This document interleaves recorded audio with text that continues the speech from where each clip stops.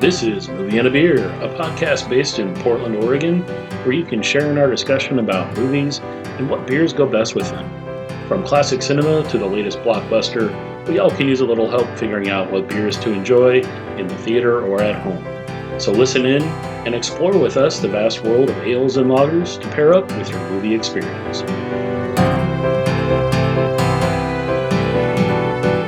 Hello and welcome to Movie and a Beer. On this week's episode, we're going to be discussing the movie Zombieland 2 Doubletap. I am one of your hosts, Dan Kopersky, and we have with us tonight resident zombie expert Blake and Randall. A couple weeks ago, the three of us happened to have some availability and went downtown Portland to Living Room Theaters.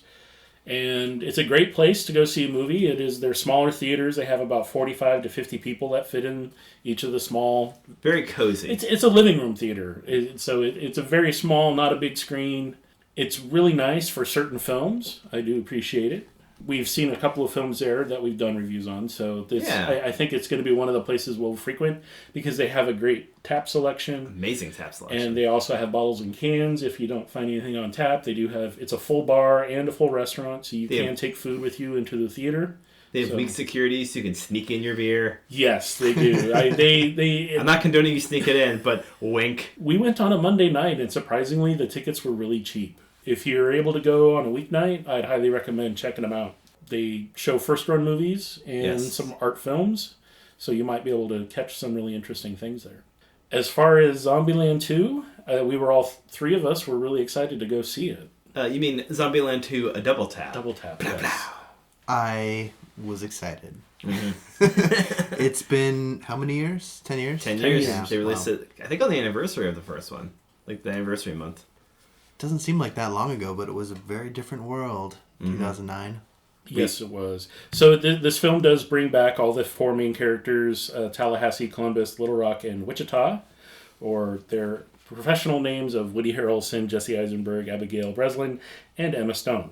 I think all four of them really enjoyed it. They've all aged gracefully. What little bit they did look like, they literally were wearing the same clothes that they ended the last movie with. So really, was it 10 years? We don't know. But to me, it seemed like they were doing the exact same thing, looking the exact same. The only difference you could tell is that Abigail Breslin grew from a child to 18. Yeah. / young adult, however old she is. And the movie actually deals with that directly, and how she interacts and how they as a family, or the family that they made, interacts with each other. So I think we all had high expectations of this going in, and I think all three of us were pretty thrilled about it. I love that it happened way after the big zombie rise of movies. Like to the point where World War Z existed and everyone was like, it's zombies, shrug. And then it kind of died down, and there's not I'm not sure what the monster is right now. I think superhero movies are kind of washing everything out away, but this is a nice refresher for, oh yeah, zombies are fun. Zombies are definitely making a comeback, right? I guess. I mean, are they? The Walking Dead's got a reboot where it's the kids of the... Right. Maybe it's the low tide of monster movies right now. Maybe. We're just, There are some obvious plot spoilers that we could give you with this film. It's been out for a few weeks. The cast does meet up with other human beings that are still alive and not zombies. They do have those in the previews. You do get to see them. And there was a great trivia question asked before we started was, what was the name of the monster truck that's featured? And you do see it in the previews. Yes. And I believe you looked it up and it was Fat Death, which is quite funny and hilarious. That's a real good name. It's a good name for a monster truck. If I had a monster truck, that would be a contender for names for sure. And for those that do go see the film, make sure you listen into some of the dialogue because they drop hints and do discuss what happened in the first film or talk about events from the first film. And they actually... Which is bizarre because it's 10 years later and you'd think they would have other things to talk about, but no, they don't. They don't world build a lot, which you don't really need to. This movie knows what it is. It's a ridiculous zombie movie with Woody Harrelson acting like a cowboy, and the rest of the cast is there. I just really enjoyed Woody Harrelson.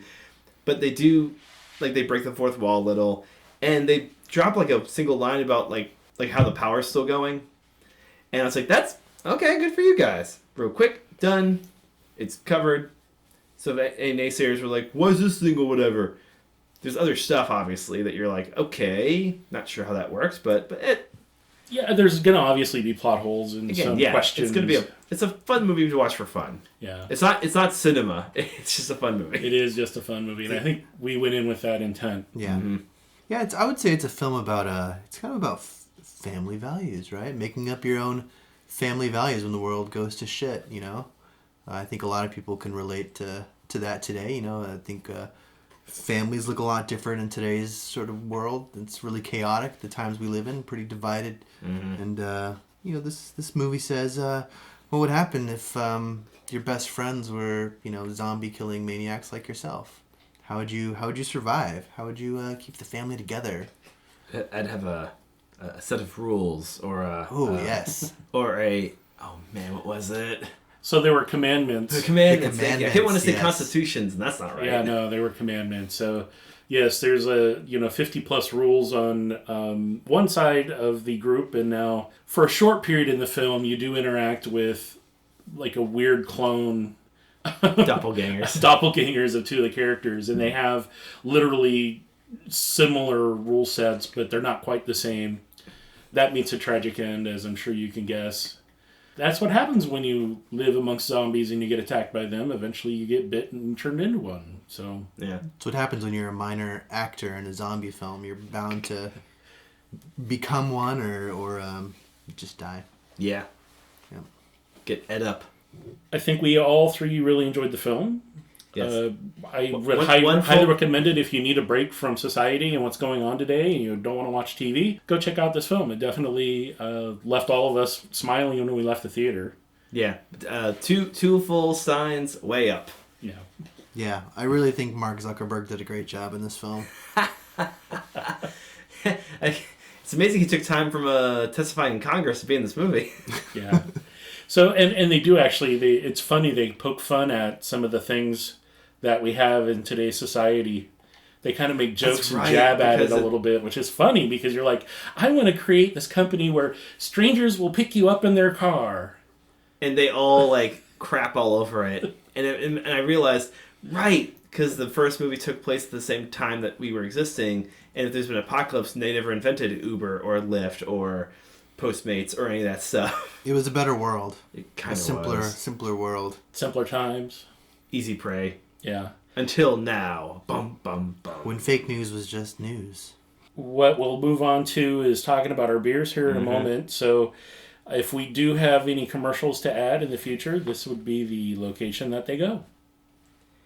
All right. Well, thank you for joining us again. We'll go ahead and discuss what beers we enjoyed while we watched Zombieland 2 Doubletap. I can start off this time around. I had Portland's very own Upright Brewing's Oktoberfest Marzen Lager. Oktoberfest beers can be lighter or darker. They should have a pretty medium chew or body to them. Again, they don't have to be darker in color. They can be a lighter colored beer. But you have to make sure that you have a stronger a stronger malt presence than a hop presence, but you still have to have a little bit of hops on the back. I've asked this 1,000 times, and I will eventually know it. Remind me what chew means. The chew is going to be considered part of the mouthfeel. The mouthfeel is going to be, how does the beer sit? Does it have a lot of effervescence? Is it real bubbly? And when you do drink it, I mean, there's obviously a difference between drinking a heavy stout and drinking a light Pilsner. One's going to be crisp and thin and go down easy. The other, you're going to want to sip and linger a little bit. I'm so kind of you were going to say, one's going to be thin and crispy, and the other's going to be the lager. I really enjoyed, I had not had Upright's Marzen Lager. It was kind of a copper color, nice kind of off-color lacing and head.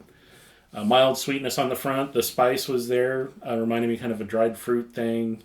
Up front, had a little bit of sweetness with kind of a dry, leafy, earthy back end, which was really nice. The acidity was just rightly balanced for a lager. It should have a little bit of bite to it, but Marzens tend to have a good balance between the amount of sweetness, sugary or caramely sweetness that they have present with the amount of kind of acidic hops that you're going to catch on it. So overall, I really enjoyed it. I had no problems with this beer anyway. Randall, what did you have? I had the Sassy Pony, an American Pale Ale by Gigantic Brewing. Gigantic Brewery, yeah. Where are they based out of? Here in Portland, Oregon. Here in Portland, Oregon. Okay. Whoa. There's breweries in Portland? Yeah, there's now a you're lot blowing of my breweries. mind. Yeah.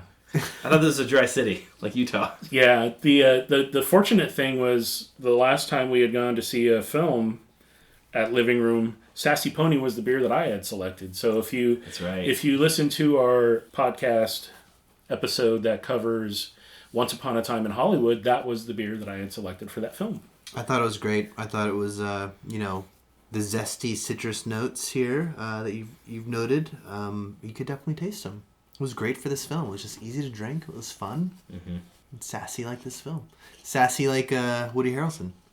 Which one was the sassy one? No, Emma Stone was the sassy one. Yeah, I think she was a little bit more sassy. She was more Sassy sassy. Flighty. They're all kind of sassy, except for Mark Zuckerberg. He wasn't too sassy. Yeah, Eisenberg plays a very chill, neurotic, well, I guess not chill, neurotic character. Right. So this is definitely the Emma Stone beer of the three, I think. Which one would Woody Harrelson drink? Probably. Which one did you have, Blake? I had the Russell Hazy Trail 10-barrel hazy. New England style. Yes, New England style. I totally know what I'm talking about. Yeah, thanks to Dan's research and knowledge, we figured out what beer I had. Because when I ordered it, they said, yeah, 10-barrel hazy. And I thought, they probably have one. It'll be fine. Dan's like, no, they have a bunch. Yeah. Cool. Well, whatever I had, it was great. Yeah. So link tip, if you are going to try to remember what beers you had, check them in on Untapped, which is a great free app out there to track what beers you drank and how you rate them. Or just call the theater after the fact if you don't remember, as we did. And you want to talk to the person that's pouring the beer because they will go look. Versus, if you're talking to the counter person that's taking tickets, they don't care. I'm going to call a projectionist to see what happens. Yeah, there you go. No, I really liked it. It had like a nice little body to it. There's like personality there. And I had to fight to not like finish it during the trailers. I was like, I want to enjoy this while I'm watching this movie. And I had some left for the first like 10-15 minutes. They kind of do the introductions and saying like, hey, we're still in Zombieland. Here's blah, blah, blah, blah, blah, blah, blah. Like, it would taste good. I feel like if I made it last longer, it would have kind of transformed a little. That thing where like the beer like tastes a little different when it gets warmer. Which the movie does too. I think it went really well with this movie. They complement each other well. Yeah, and the movie didn't nearly last as long as the last couple that we've seen, so I really didn't have a need to go get a second beer. I was good with the one, just sipping on it as we went. I could have gotten another, but I chose to, take my time and enjoy the one beer. And again, I remember if you do partake in the alcohol while you're watching a film, to get some water and alternate, if you can remember to do that. Dan, why are hazies so popular right now? People are crazy for hazy. Yes, I'll see myself out. Stop. No, seriously, I feel like everywhere I go, it's hazy this and hazy that. They're all over the place. Okay. I don't mind because I do like a hazy. They're good, but is there more to it than just flavor? There's beer trends that happen, and based on the popularity of that trend, they've been making New England style or hazy beer for a really long time. It just is a style that became very popular, and so thus now everyone on the East Coast started making them. It kind of filtered to the Midwest and then the West Coast. Filtered. Once you have a style or a recipe that's kind of unique to the brewery, because the hops that they use to make a New England style IPA aren't necessarily available to homebrewers. They're like some more of the higher end experimental or expensive hops that you have to use a lot of hops when you make this type of beer. It's got a number of additions during the boil. Are the hops part of what makes it so hazy? Yes and no. You can have a New England style IPA that's not hazy. I have seen them and have them before. Cool. It is hazy because traditionally they would add a little bit of lactose to it. So they would add a milk derivative to make it hazy. That's cool. Versus when you have a hazy beer that's not supposed to be hazy, you have different things that can cause that, such as chill haze or just not being filtered or using the correct kind of additives to help the material drop out that is suspended in the beer while it's doing its aging thing. Cool. Stuff is supposed to fall out, and if for whatever reason there's, it doesn't, you're going to have an unfiltered or a hazy beer. As a homebrewer, I've run into the problem of some of the ingredients that I've used. have just made it cloudy, and you just have to deal with that. So that's not really a hazy if it's just cloudy. Correct. Okay. So that would be the difference. Poor man's hazy beer. There Yes. you go. So Throw some milk in there. Let me. So Hefeweizen would be a very good example. You can have an American style, very clear Hefeweizen, or a German style, unfiltered, big, cloudy. You can't see through it. That's the very easy example to draw from. So it sounds like hazies are hard to make at home for home brewers. They can be because they're expensive. To get the flavor range, you have to use certain kinds of hops that provide you with those, and it's expensive because you're doing a lot of hop additions. Right. Yeah. So if you see a brewery that makes a hazy, it's probably one of their more special beers, maybe, or Yeah, because it's complexity. Possibly one that they're known for, like Yeah. like you were saying, like breweries kind of have like, here's our go-to, our flagship beer. yeah. And they may, hazies it's a one-off. They're not going to be around forever. Other styles and other things are going to become popular, and you don't see a lot of porters and stouts around anymore. You used to see them everywhere. Now hazies kind of took over those taps, and so you have to then let that run its course. Hopefully, it will run its course, and we'll go back to having a bigger variety. I can't believe I forgot how many porters I saw. You're right. Back in Virginia, this brewery made a apple pie porter. That, oh my god, it was amazing. I'm pretty sure I'm the only one who liked it because it had one keg and it was there forever. I always got it, and they're like, "Cool, we'll eventually run out." I do like the savory sort of appeal of porters and the darker Right? beers. Yeah. Perfect for like the winter months. Yes. in my opinion. Yeah. Exactly. Yeah, I mean, I have a few dark beers that I've made recently, and some of them aren't necessarily heavy beers. There can be lighter, dark colored beers. They have German Schwarzbier, which is a dark lager. It shouldn't have a lot of toasted or roasted notes to it. It can have a little bit, but it shouldn't really have that much. It should be balanced with, a lighter lager feel, lighter lager body. And if you've ever had Guinness not on nitro, you would know that Guinness not on nitro is an incredibly thin, shallow beer. The nitro gives it its body. I like a good Guinness. Yeah, you're right. Is it St. Patty's Day yet? It's close. close, Every day is St. Patty's Day. When you have a problem, glug glug glug. Yes. I think we all really enjoyed the movie. Yeah, 3 big thumbs up on that. If this stays in, to answer Randall's question, Tallahassee's drinking Coors or something like American or some American adjunct beer. Yes. I remember. He's look at gonna. that. He loves Twinkies. Learning. He learned. Yes. He's gonna drink his cheap beer with his Twinkie. Right. I get it. I forgot that was the whole thing in the first movie. Yes. This one is about Elvis. Yeah. He. I like this through line better. And he does sing. I mean, Woody Harrelson can sing. Over a the little credits, bit. it's Burn in Love. Yeah, Burn in Love by Elvis. After a few bars, you go, that's Woody Harrelson. Good on you, buddy. Yeah, yeah. I once met him at a hookah bar in Spain. That's Just hanging out one day. That entire sentence makes perfect sense. I know, right? Yeah. He was. It was back in like 2005, and Nice. before he was. I guess he's always been pretty big, but Before he was Tallahassee. before he was Tallahassee, yeah. Before he was into the zombies. All right. So thank you all for listening to our podcast today. We, as always, recommend that if you do partake while you enjoy a film, that you enjoy it with plenty of water and hydrate while you go. Mm-hmm. And as always, the opinions expressed during the taping of this podcast are those of the hosts. So They're all Dan's. He made me say all of this. I have a script in front of him. I make him read it. Verbatim. Dan gave me a script, but I ate it. But I get free beer out of it, so Yeah. No one controls me. I'll do anything for free beer. All right. Agreed. I will also do the free things for beer. All right. Wait. I do it because I love it, so it's all good. So We love beer. I'm glad you can be We love convinced. to beer. We love you, participate. Dan. We love movies. Cool. Let's go see a movie and Yeah. drink some beer. Right on. All right, everyone. Thanks for listening. Take care. It's time to nut up or shut up. Whoa. Woo. Touche. It's from the movie. Yeah, I know. Thanks for listening. This has been Movie and a Beer. Stay tuned for future episodes and features to be added to our website and podcast. And please remember to drink responsibly and hydrate, hydrate, hydrate.